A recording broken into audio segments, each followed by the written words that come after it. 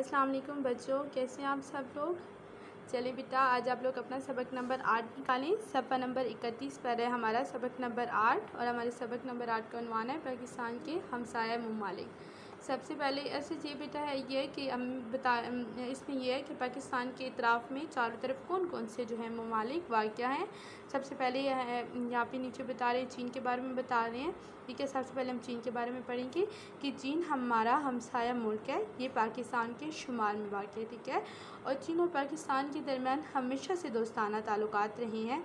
क्या ये बता रहे हैं कि चीन और जो पाकिस्तान है इसके हमेशा से बहुत आपस में अच्छे ताल्लुकात रहे हैं और बहुत खुशगवार ताल्लुकात रहे हैं। इसकी वजह शोहरत दीवार चीन है। ठीक है, जो तकरीबन 2300 साल पहले तामीर की गई। ठीक है, दीवार चीन का बता रहे हैं कि आज से 2300 साल पहले दीवार चीन जो है वो तामीर की गई और दीवार चीन की यानी कि तामीरात का जो काम है तामीर हुई है वो पत्थर और मिट्टी से मतलब बनाई गई है।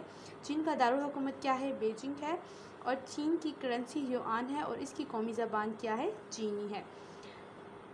आगे देखिए, पाकिस्तान की मौशी तरक्की में चीन ने पाकिस्तान को बहुत सहारा दिया। ये भी है कि चीन ने पाकिस्तान में ठीक है मौशी तरक्की में पाकिस्तान का बहुत साथ दिया और बड़े बड़े मंसूबों में पाकिस्तान के साथ अपना सरमाया लगाया। यानी कि अभी भी चीन और पाकिस्तान के बहुत से ऐसे चीन के ऐसे बहुत से मंसूबे जो पाकिस्तान में काम कर रहे हैं। ठीक है, इसी तरह ये क्या है कि चीन ने अपना बहुत सा जो है वो सरमाया लगाया पाकिस्तान की मौशी तरक्की को बरकरार रखने में, पाकिस्तान की माशी तरक्की में। ठीक है, अब दीवार चीन दुनिया की बहुत मशहूर दीवार है और ये दुनिया के अजायब में से एक है, यानी कि दुनिया की हैरान कुन चीज़ों में से एक है।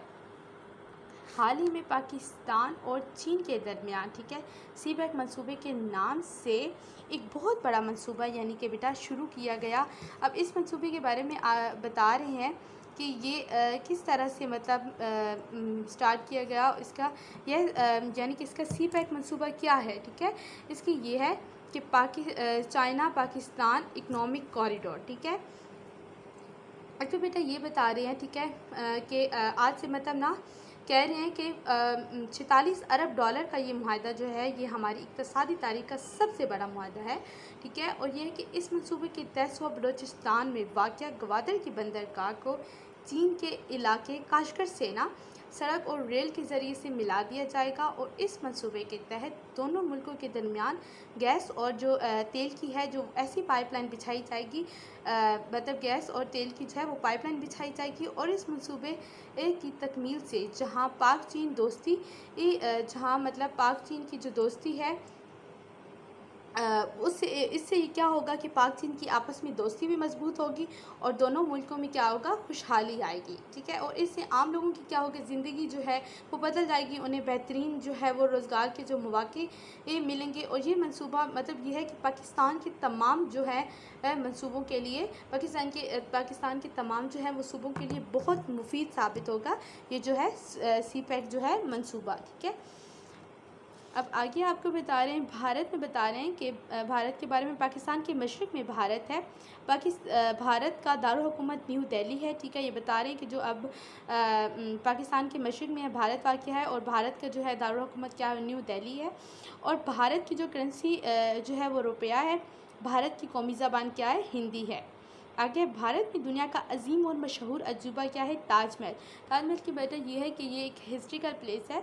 ये बता रहे हैं कि ताजमहल जो है वो एक शाहजहां जो था ठीक है उन्होंने अपनी जो है बेगम के लिए यानी कि अपनी बीवी के लिए वो ताजमहल उनकी याद में उन्होंने तामीर करवाया था, जो अभी तक भारत का बहुत मशहूर और बहुत अजीम जो है वो अजूबा है। आगे देखें, भारत और पाकिस्तान के दरमियान कभी भी अच्छे ताल्लुकात नहीं रहे, क्योंकि हमेशा से भारत और पाकिस्तान के जो ताल्लुकात है उसमें हमेशा से कशीदगी रही है।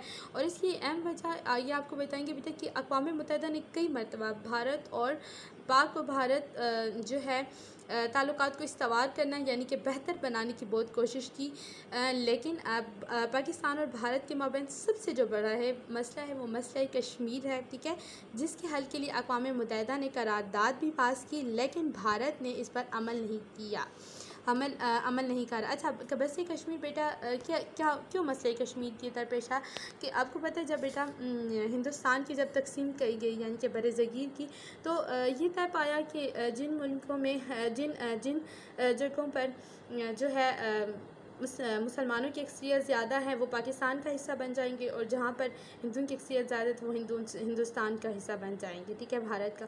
तो इस तरह ये हुआ कि इस तकसीम के तहत कश्मीर जो था वो पाकिस्तान के हिस्से में आना चाहिए था, लेकिन इस पर जो है भारत ने अमल दरामद नहीं किया, जिसकी वजह से अभी तक वहाँ पर वो लोग अभी तक आज़ाद ज़िंदगी नहीं गुजार सकते, अपनी मर्ज़ी से ज़िंदगी नहीं गुजार सकते, जिसकी वजह से बेटा उन पर बहुत ज़्यादा जुल्म ढाए जा रहे हैं और बहुत ज़्यादा उन पर जुल्म किया जाता है। तो इसके जो है ये सबसे पाकिस्तान और भारत में जो कशीदगी है उसकी मेन वजह ही ये मसले कश्मीर है।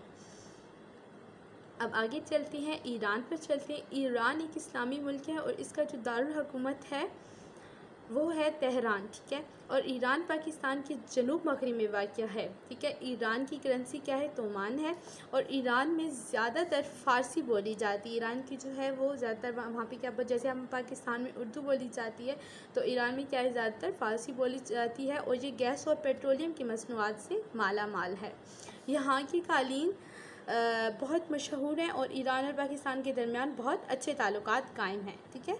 यह है कि ईरान और पाकिस्तान के जो है वो ताल्लुकात बहुत अच्छे हैं आपस में। अब आगे अफ़गानिस्तान के बारे में बता रही कि बेटे कि अफ़गानिस्तान के मगरिब में अफ़गानिस्तान जो है वो पाकिस्तान के मगरिब में वाक़ है।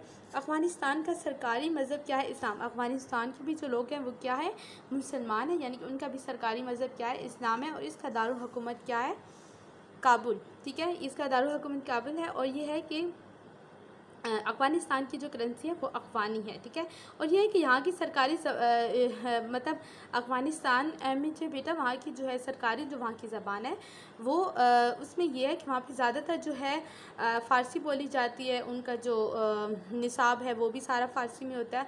तो ये बता रहे हैं कि लेकिन वहाँ पर ये कि अफ़गानी भी बोली जाती है, फ़ारसी भी बोली जाती है, और पश्तो भी शामिल है, ठीक है।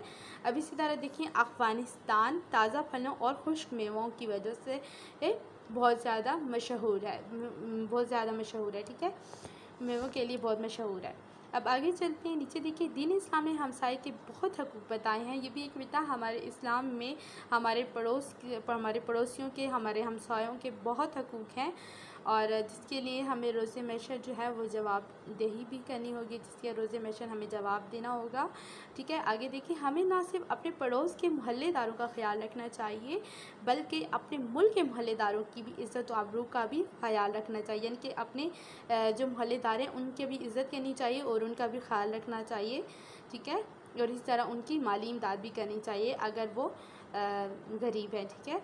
जैसे हम मुसीबत के वक्त अपने हमसाए के काम आते हैं, बिल्कुल इसी तरह हमारे करीबी हमसाया ममालिक अगर किसी मुसीबत में है तो हमें उन्हीं मतलब हमारी मदद दरकार है, तो अगर उन्हें हमारी मदद दरकार है तो हमें कशादा दिली यानी कि खुले दिल से उनकी मदद करनी चाहिए। क्योंकि बेटा जब अफ़गानिस्तान में जंग हुई तो क्या हुआ, हमने पाकिस्तान के जो हैं पाकिस्तान के बॉर्डर खोल दिए गए, और अफ़गानिस्तान जो अफ़गानी थे वहाँ के बाशिंदे थे बेटा, उनको रिहाइश दी अपने मुल्क में। इसी तरह ये है कि हमारे भी बहुत से इसी तरह हकूक़ हैं कि अगर किसी साथ वाले मुल्क में अगर कोई जंग की सूरत आती है या कोई भी उन पर मुसीबत आती है तो हमारा भी काम बनता है कि हमें उनका साथ देना चाहिए, ठीक है, और उनकी उस मुश्किल वक्त में मदद करनी चाहिए। यहाँ पे हमारी जो है ये कंप्लीट होती है रीडिंग। अब आगे हम करेंगे एक्सरसाइज।